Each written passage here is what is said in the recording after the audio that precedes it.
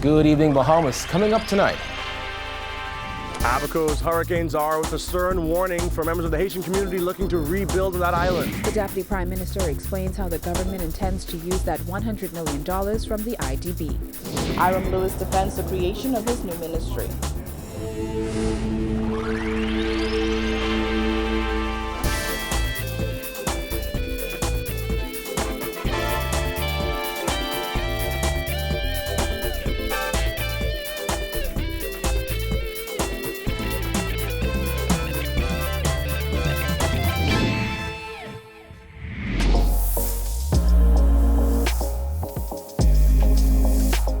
Our News is brought to you by Alive.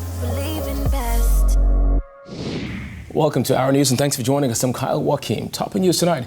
The government-appointed coordinator of hurricane relief efforts in Abaco, Alton, Cargill is warning undocumented migrants not to return to the storm-ravaged island. Jared Higgs reports. Cargill says his warning is mainly for members of the Haitian community. He says, don't come to Abaco unless you have a legal reason to be there. He also defended government from criticism that it wasn't doing enough in reconstruction efforts in Abaco. We want to encourage that the Haitian community that if you don't have a legal reason to be in Abaco, we've alerted the defense force, the police force, that we're going to man the ports. And if you don't have a legal reason to be in Abaco, you don't need to be there. The shelter in Nassau, what's that for? Cargill's warning comes as Immigration Minister Ellsworth Johnson declared that undocumented migrants staying in shelters would face deportation. The Ministry of Environment and Housing recently issued an order prohibiting any buildings from being constructed in Abaco shantytowns for at least 6 months. Cargill says law enforcement officers on that island will ensure that order is respected. Any attempts to resettle in the mud or other areas, the police have instructions to destroy those homes because our purpose of being in Abaco is to ensure that we rebuild the community. If there's a reason to be there or you have a legal right to be there, of course, come back to Abaco. If you have a home in Abaco, come back. But in terms of the infrastructure for school, long-term health care, etc., it's really not the place to be at this time. Cargill also addressed criticism of relief and reconstruction efforts in Abaco. I see all the stories on social media about the government not moving fast enough. That's false. We're doing everything we can within the scope that we have. And our mandate really is to bring solutions to Abaco and to help with the rebuilding of Abaco as quickly as possible. Cargill acknowledged and even applauded Jamaican Defense Force officers whom he says went beyond the call of duty by cleaning up Marsh Harbor International Airport. When asked if he believed there were sufficient Bahamian officers on the ground, Cargill said this. Defense Force officers and the police officers, they're working very hard in Abaco. They've shown their commitment to the job, and the Jamaicans are working right alongside them. So there's a strong presence of law enforcement in Abaco. Whether it's enough, I guess the results will tell in the long run. Reporting for Our News, I'm Jared Higgs. The government will use $100 million at its disposal from the IDB, and the Minister of Finance said that money will go towards utilities and shelters. Jillian Gray has more. Months after signing on to the IDB's $100 million contingent loan facility, the Bahamas government now intends to tap into those resources. Finance Minister Peter Turnquest said, among other things, those funds will be used for housing Dorian survivors who lost everything in the killer storm. It is going to be geared towards, one, the public utilities, both BPL and the water utility. And I think the Minister of Works has indicated what that investment is likely to be.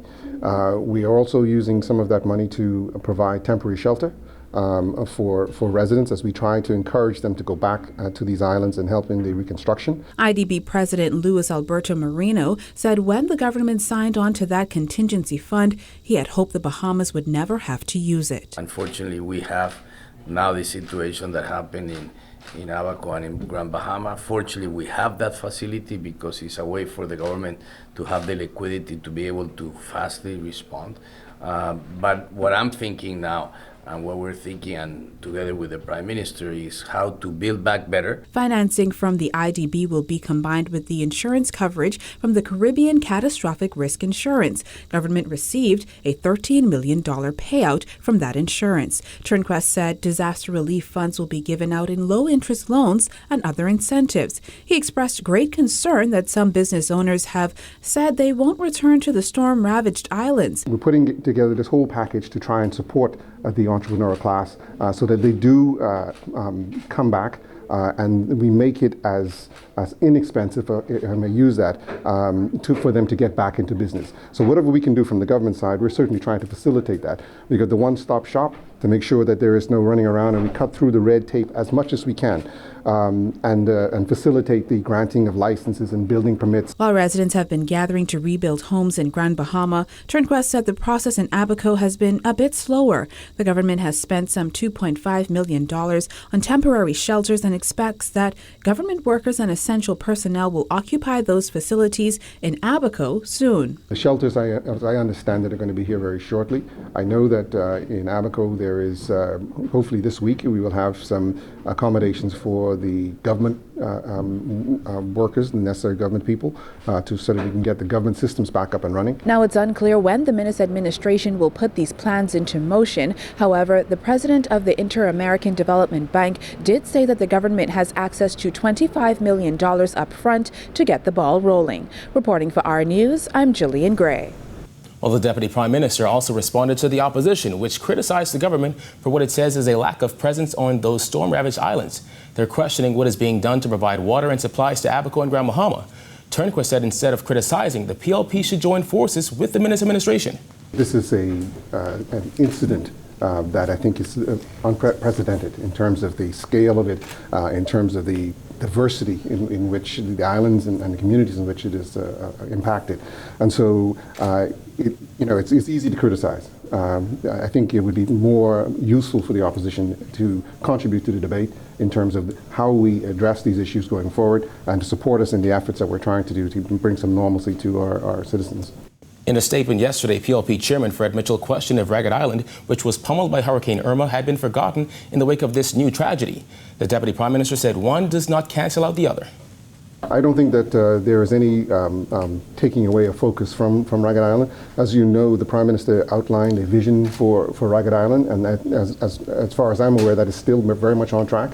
And so hopefully they will start to see the kind of results that they wanted, that they expect to have. In other news, Bahamas Power and Light is on track to bring its new Wärtsilä plant at Clifton Pier online this December. That's according to Executive Director Patrick Rollins, who explained that until then, load shedding throughout New Providence will continue. On for December? It's still on for December, yes. They should start doing the final test in the middle of October, and then a month later they come on stream. Yeah. 4 of the 7 new engines at the new Wärtsilä plant, or Station A at BPL's Clifton Pier Power Plant, have been connected, with the remaining 3 to be hooked up by next week, according to BPL Executive Director Patrick Rollins.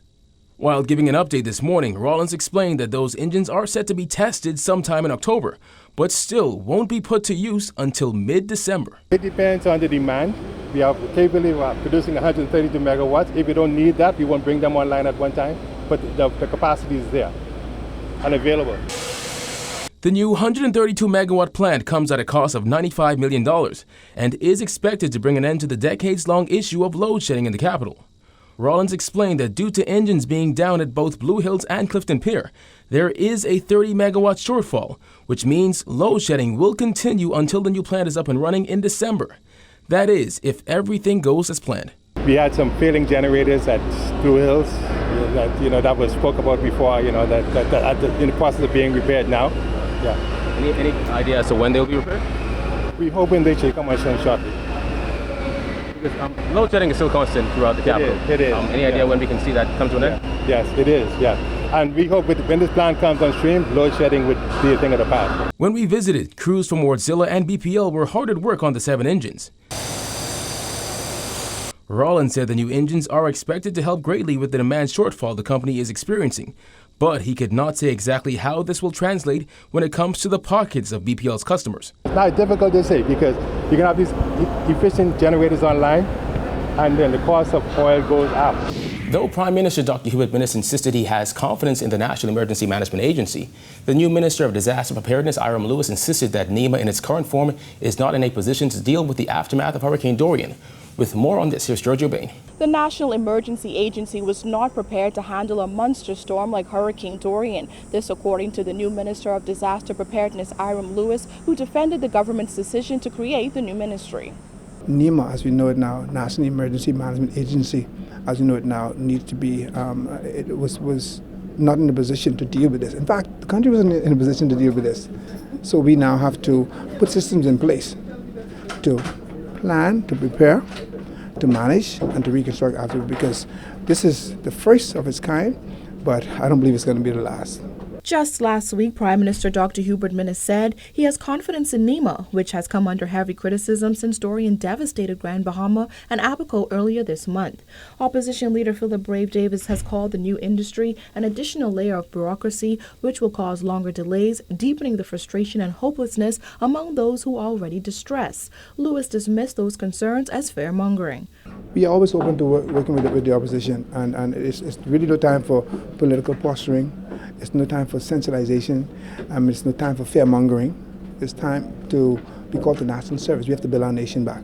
So we want all hands on deck with a positive attitude. According to Davis, Lewis has been placed on his back to absorb much of the public backlash intended for the Prime Minister. The opposition leader said he offered assistance to the government but was rebuffed. According to Lewis, he is open to any recommendation from the opposition. It's unfortunate that other arms of the government, whether it be the opposition, will make the statement that or scrutinize the decision of the government. Rather, I expect that they will come in and help us to reinforce. And since it's something that we must do together, come in and give us ideas as to how it makes sense. Reporting for Our News, I'm Giorgio Bain. All right, thanks, Giorgio. Still to come, the latest on the Shane Gibson trial. Stay tuned.